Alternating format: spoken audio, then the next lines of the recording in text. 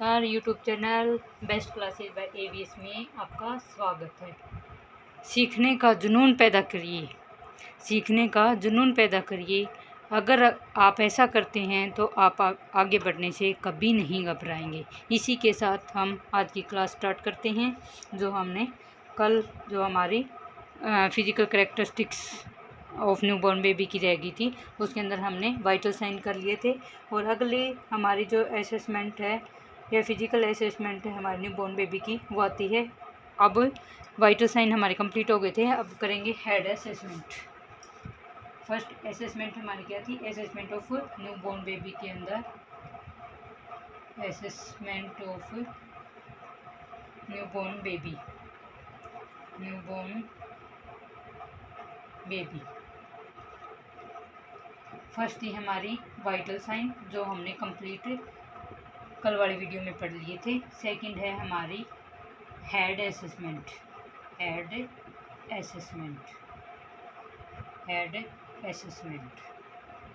Head assessment के अंदर पढ़ेंगे कि जो बेबी की जो टोटल लेंथ थी वो कितनी थी। हमारी टोटल लेंथ थी हमारी 45 to 50 सेंटीमीटर।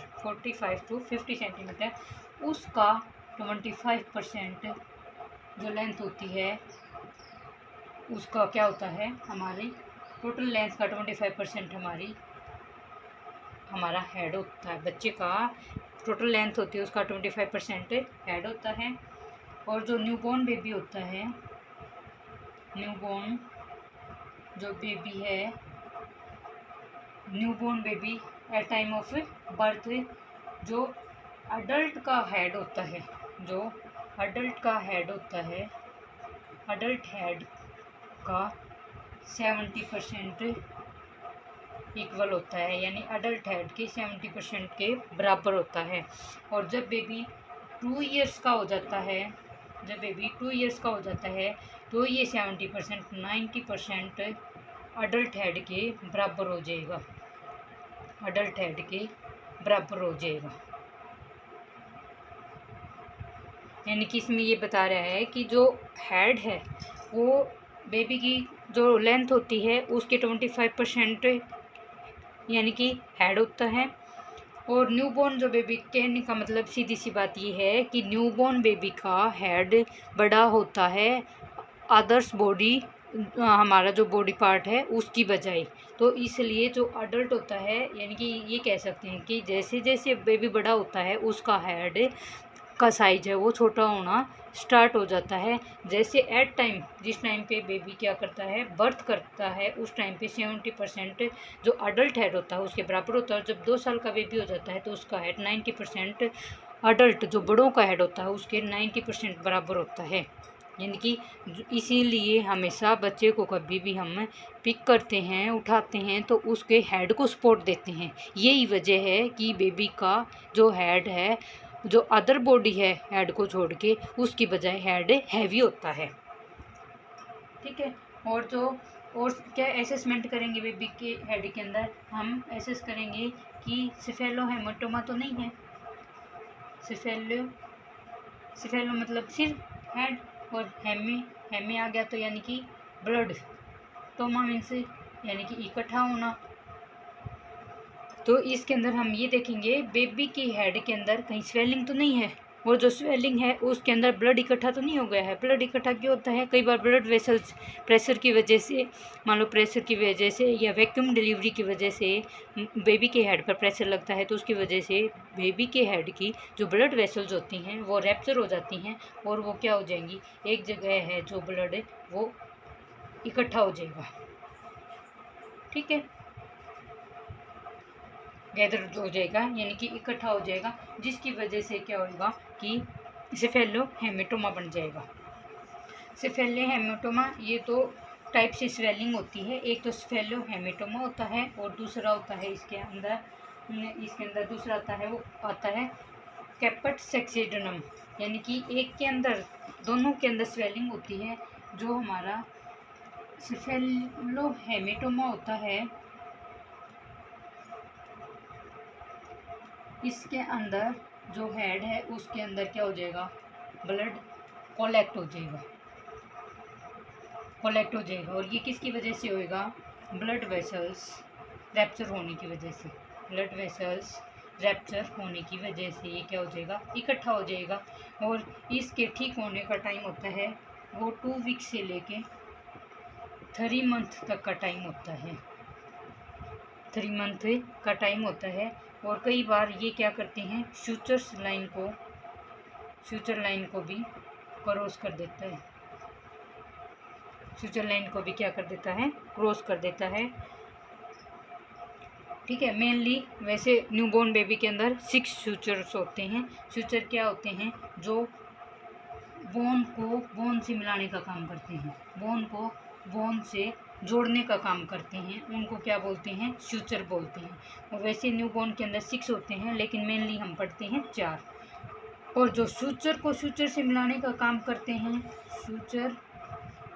फ्यूचर को जो कनेक्ट करने का काम करते हैं, जॉइंट करने का काम करते हैं, उनको बोलते हैं हम फोन्टेला। क्या बोलते हैं? फोन्टेला।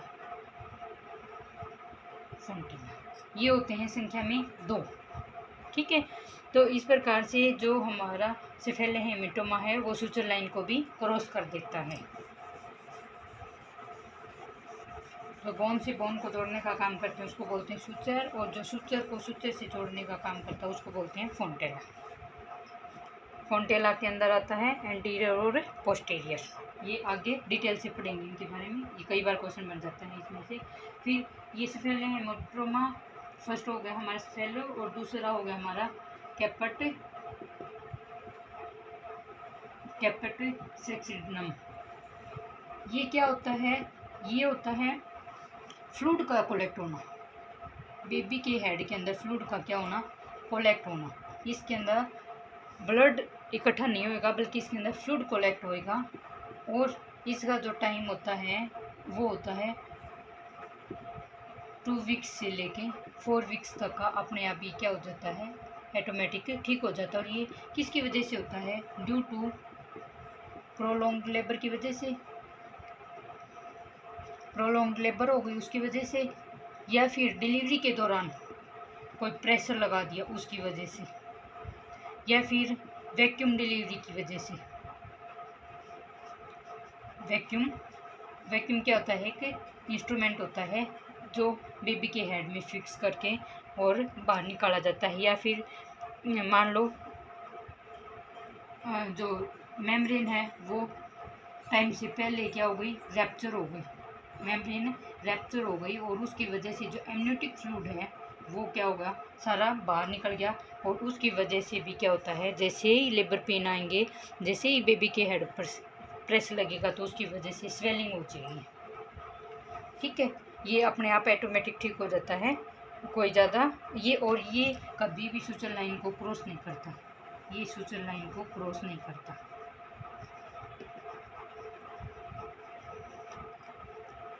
ये सुपरफिशियली होता है।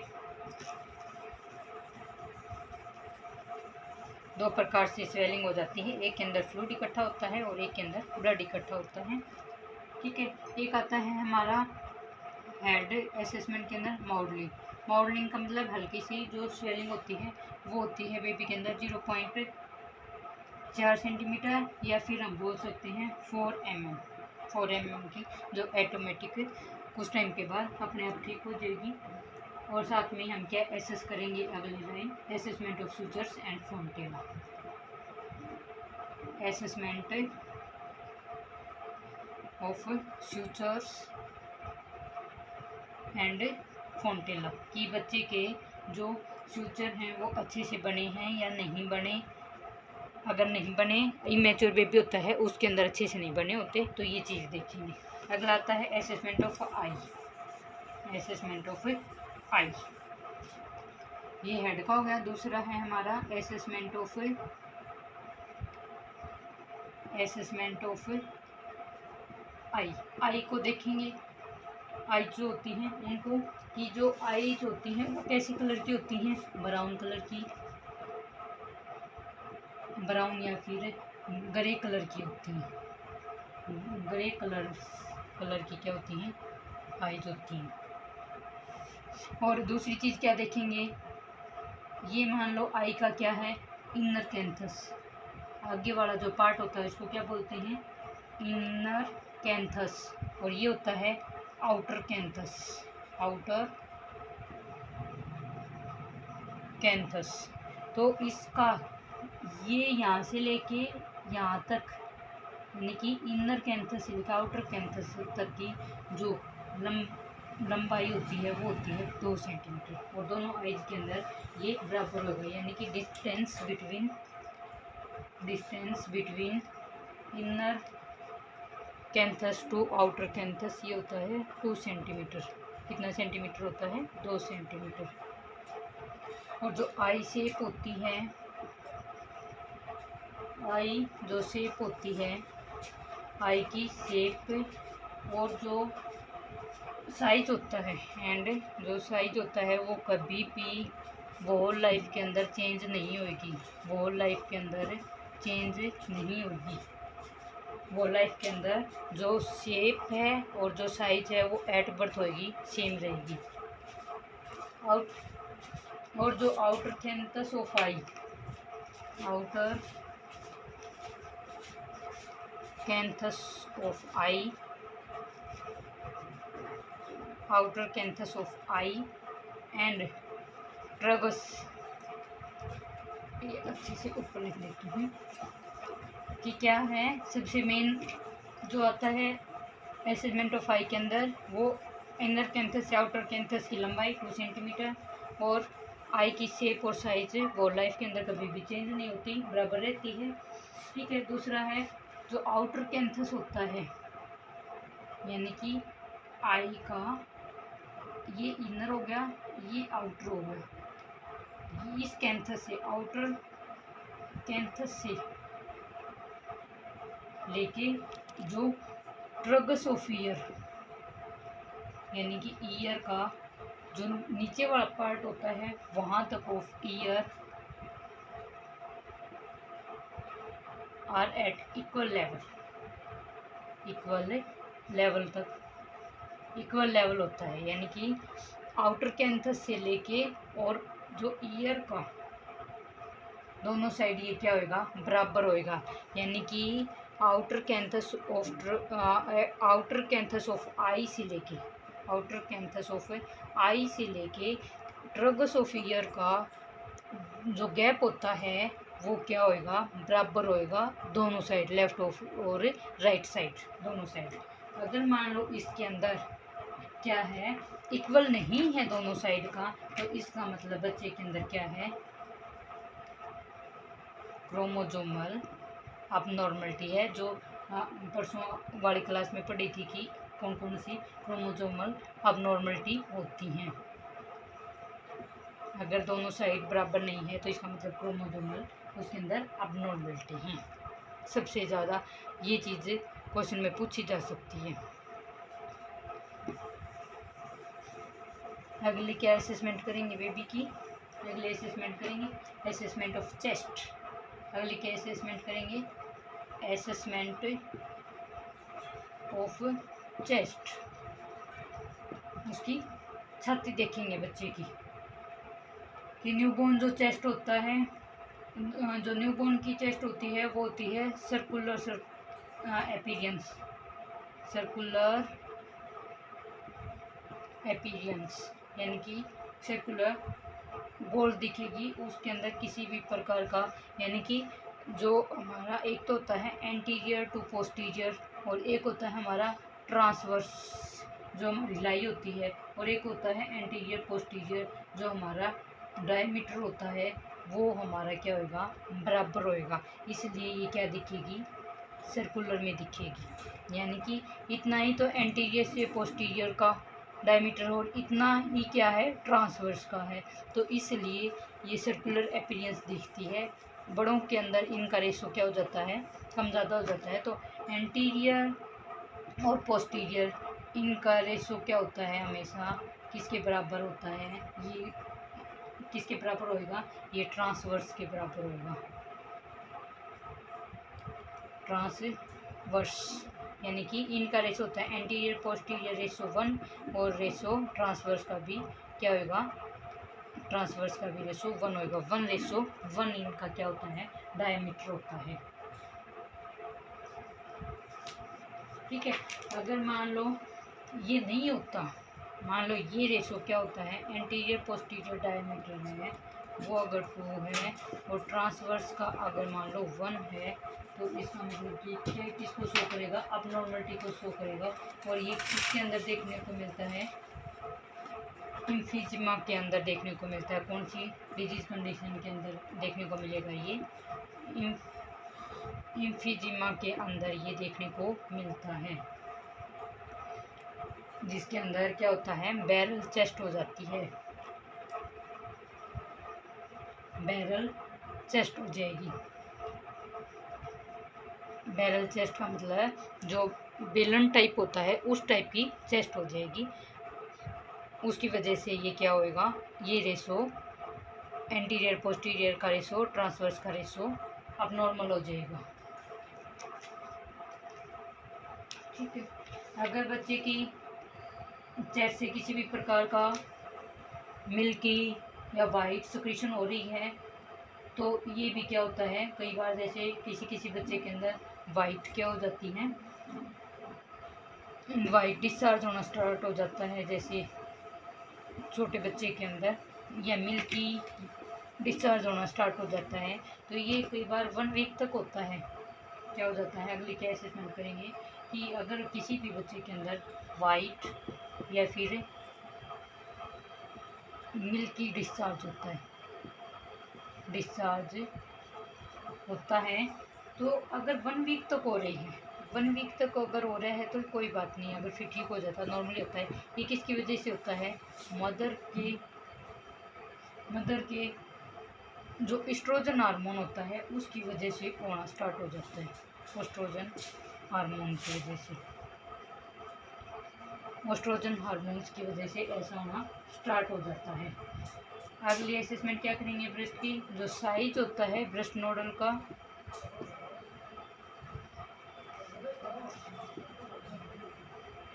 ब्रेस्ट नोडल्स होते हैं उनका साइज होता है वो होता है 5 mm या फिर 5 mm से मोर होता है। अगर लेस देन क्या है 5 mm है, तो ये किसके अंदर देखने को मिलता है, प्री टर्म बेबी के अंदर। अगर मान लो जो ब्रेस्ट नोडल्स हैं उनका साइज अगर 5 mm से कम देखने को मिलता है, तो वो प्री टर्म बेबी के अंदर देखने को मिलेगा। ये हो गई हमारी हेड का असेसमेंट हो गया, आई का असेसमेंट हो गया हमारा, और चेस्ट का असेसमेंट हो गया।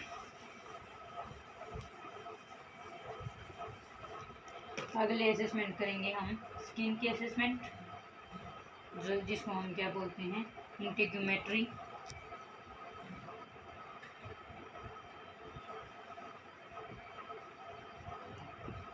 स्किन की असेसमेंट,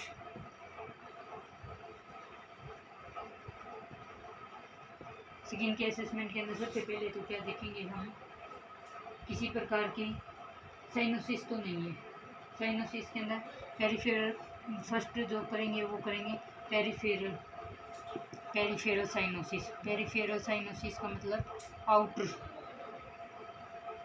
साइनोसिस, यानी कि आउटर ब्लूनेस ऑफ एक्सट्रीमिटीज, यानी कि आउटर के अंदर आ जाएगा हमारा हैंड और फुट, यानी कि जो एक्सट्रीमिटीज की ब्लूनेस है वो देखेंगे। साइनोसिस का मतलब होता है lake of oxygen, lake of oxygen की कमी की वजह से क्या हो जाएगी, ब्लूइश कलर के अंदर हो जाएंगे जो हमारे हाथ हैं, हथेलियाँ हैं, और जो तलवे हैं वो क्या हो जाएंगी, ऑक्सीजन की कमी की वजह से ब्लूइश कलर के अंदर हो जाएंगी, वो चेक करेंगे। फिर हमारा सेंट्रल साइनोसिस देखते हैं, सेंट्रल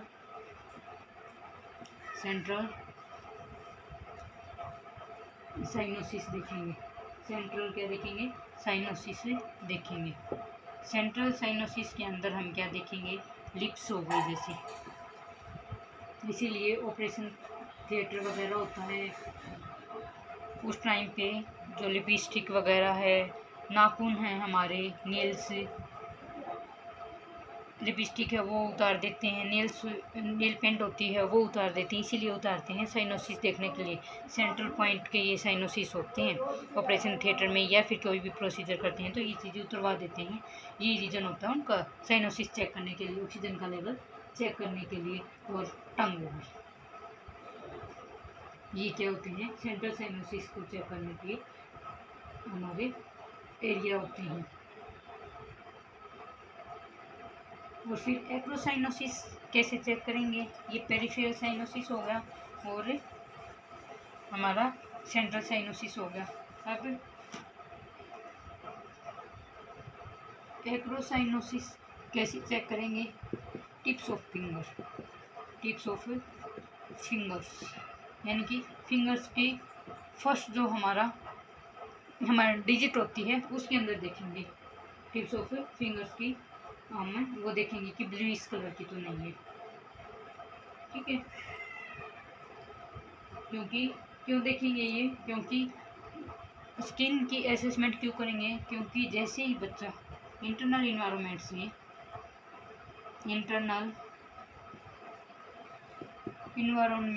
से कहाँ आता है, एक्सटर्नल इन्वायरमेंट के अंदर आता है।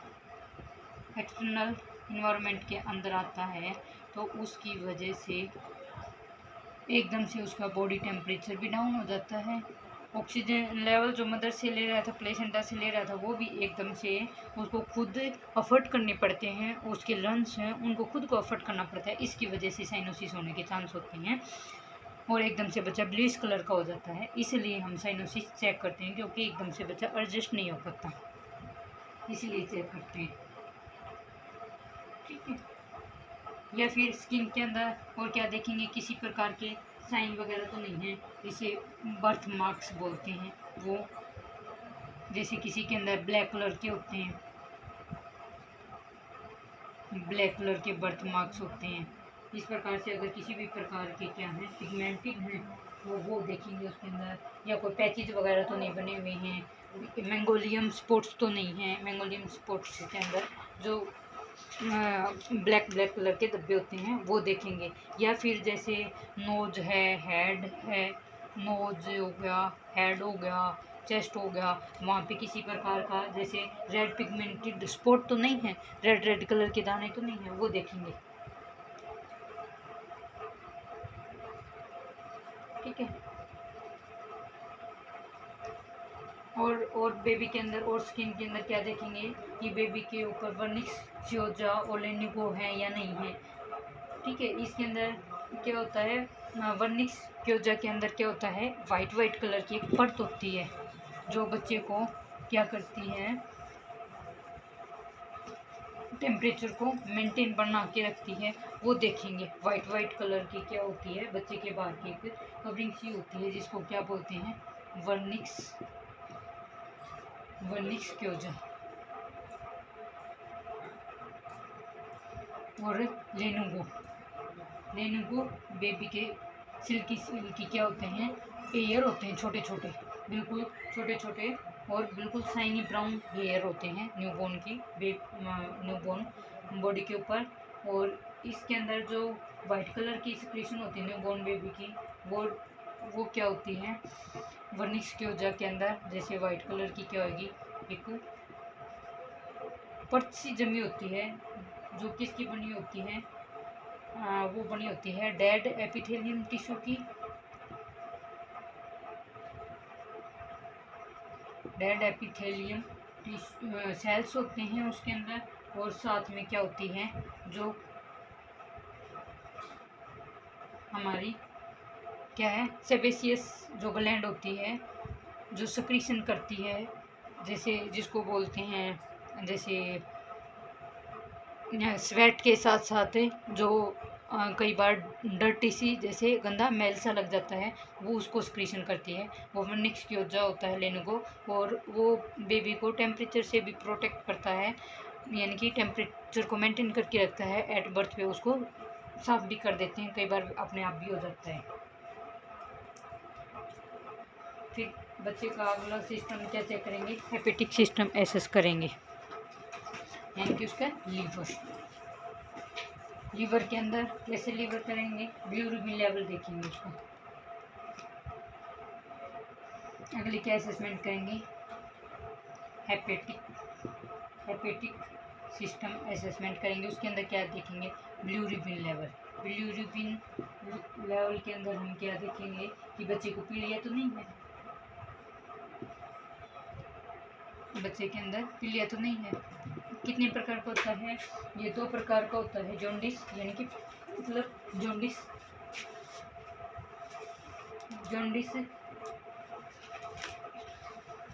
ठीक है, 2 प्रकार का क्या होता है, जॉन्डिस होता है। एक तो फिजियोलॉजिकल जॉन्डिस होता है। बिलिरुबिन लेवल अगर ज़्यादा हो गया तो उसकी वजह से क्या हो जाएगा, जॉन्डिस हो जाएगा। और एक दूसरा होता है फिजियोलॉजिकल जॉन्डिस के अंदर अपने आप ये क्या हो जाएगा, ठीक हो जाता है। और एक होता है हमारा, एक फिजियोलॉजिकल हो गया और एक हमारा पैथोलॉजिकल जॉन्डिस होता है। ठीक है, एक क्या होता है, पैथोलॉजिकल जॉन्डिस।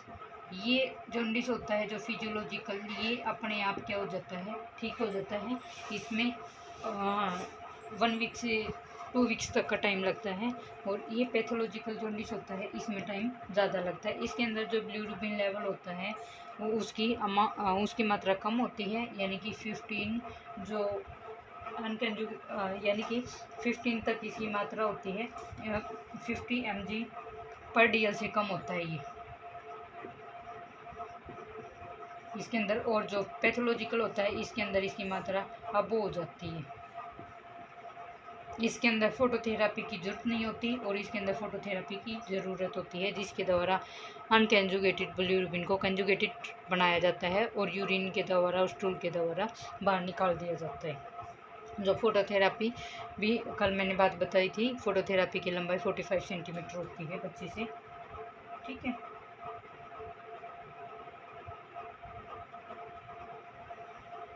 ठीक है। और इसके अंदर एक क्या होता है कि जो ये फिजियोलॉजिकल जॉन्डिस होता है ये 24 आवर्स के बाद देखने को मिलता है, लेकिन पैथोलॉजिकल जॉन्डिस होता है वो 24 आवर्स के अंदर ही देखने को मिल जाएगा। बेबी क्या हो जाएगा, येलो इस कलर का हमें दिखना स्टार्ट हो। जॉन्डिस का मतलब क्या होता है, येलो विस कलरेशन ऑफ द स्किन का येलो विस कलर हो जाना। और जो फिजियोलॉजिकल जॉन्डिस होता है उसका पिक लेवल होता है वो 5 डेज तक ज़्यादा होता है, यानी कि 5 दिन तक वो अपना पिक लेवल, हाई लेवल दिखा लेता है। लेकिन इसका जो पिक लेवल होता है वो ज़्यादा दिखाता है 7 डेज के बाद।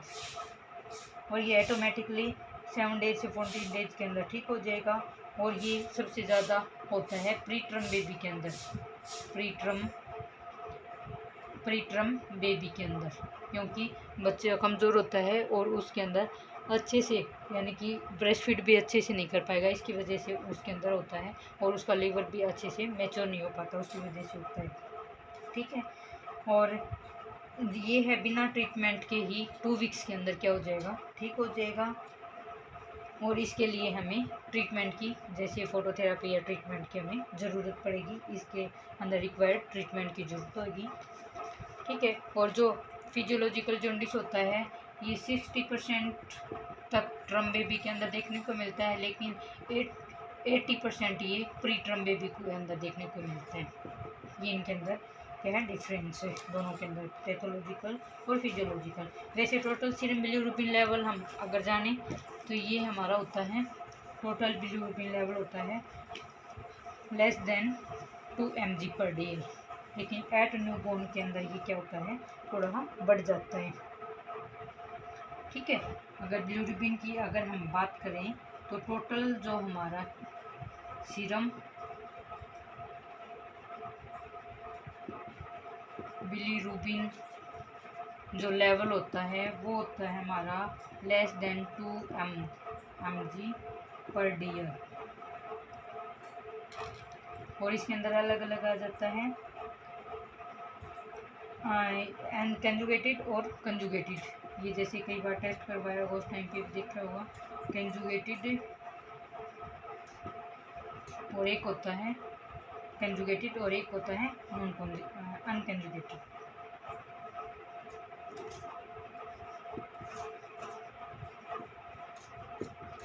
ये होता है 0.2 से लेके 0.8 mg/dl और ये होता है 0.2 से लेके 0.4 mg/dl तक इसकी नॉर्मल वैल्यू होती है। जैसे कभी टेस्ट करवाया हो उसके अंदर देखना, जो अनकंजुगेटेड होता है वो होता है 0.2 से 0.8 mg/dl तक, और कंजुगेटेड होता है यानी कि ये कभी भी अनकंजुगेटेड अगर बिलीरुबिन बढ़ा हुआ है तो उसको पहले कंजुगेटेड करते हैं और फिर उसके बाद वो, और ये न्यूबॉर्न बेबी के अंदर फोटोथेरेपी की तरह किया जाता है। यानी कि कंजुगेटेड का मतलब होता है घुलनशील, और ये होता है अनकंजुगेटेड जो घुलनशील ना हो। तो अगर इसको पहले किसके अंदर, कंजुगेटेड के अंदर किया जाता है, बच्चे के अंदर फोटोथेरेपी के द्वारा फिर ट्रीट किया जाता है। और जो ये है जो फिजियोलॉजिकल जॉन्डिस बताया था वो ज़्यादा से ज़्यादा ब्रेस्ट मिल्क के द्वारा हम ठीक कर सकते हैं, लेकिन उसके अंदर हम क्या करते हैं, पैथोलॉजी के अंदर फोटोथेरेपी का यूज़ करते हैं या मेडिकेशन का यूज़ करते हैं। ठीक है। और अगर बहुत ज़्यादा है, बच्चे को कन्वर्जन आने स्टार्ट हो गए, तो उसके अंदर हम क्या करते हैं, एक्सचेंज ब्लड ट्रांसफ्यूजन को हमें एक्सचेंज करना पड़ेगा। ठीक है।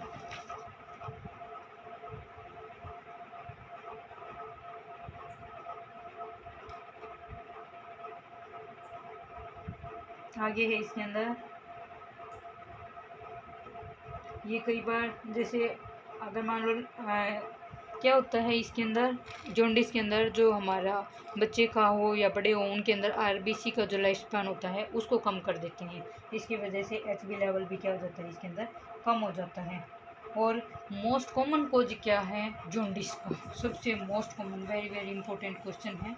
ये तो वैसे ही बता रही थी, लेकिन मोस्ट इम्पोर्टेंट क्वेश्चन ये आया है कि कोज क्या है जॉन्डिस का। जो पैथोलॉजिकल जॉन्डिस हो जाता है, फिजियोलॉजिकल वैसे नॉर्मली हो जाता है, कोई दिक्कत नहीं है, लेकिन पैथोलॉजिकल का कोज क्या है, RH इनकैपेबिलिटी, मतलब कि इसके अंदर जो माँ है और बच्चे का ब्लड ग्रुप है वो क्या है, अपोजिट है। माँ अगर मान लो पॉजिटिव ब्लड ग्रुप की है और बच्चा नेगेटिव ब्लड ग्रुप का है, तो इसकी वजह से क्या हो जाएंगे, आरबीसी टूटने स्टार्ट हो जाएंगे। जितने ज़्यादा आरबीसी टूटेंगे और उतना ही बिलीरुबिन लेवल क्या होगा, बिलीरुबिन बनता किससे, आरबीसी टूटने से, तो उतना ही हमारा क्या होगा, जॉन्डिस लेवल बढ़ेगा और वो पैथोलॉजिकल का क्या कर लेगा, पैथोलॉजिकल जॉन्डिस का रूप धारण कर लेगा। ये सबसे मोस्ट इम्पोर्टेंट क्या है, कोज है, और क्वेश्चन भी बहुत इम्पोर्टेंट है। RH इनकैपेबिलिटी की वजह से क्या होता है, ये RH इनकैपेबिलिटी की वजह से जॉन्डिस होता है। ठीक है, बस आज के लिए इतना ही, और कल वाली क्लास में करेंगे। धन्यवाद।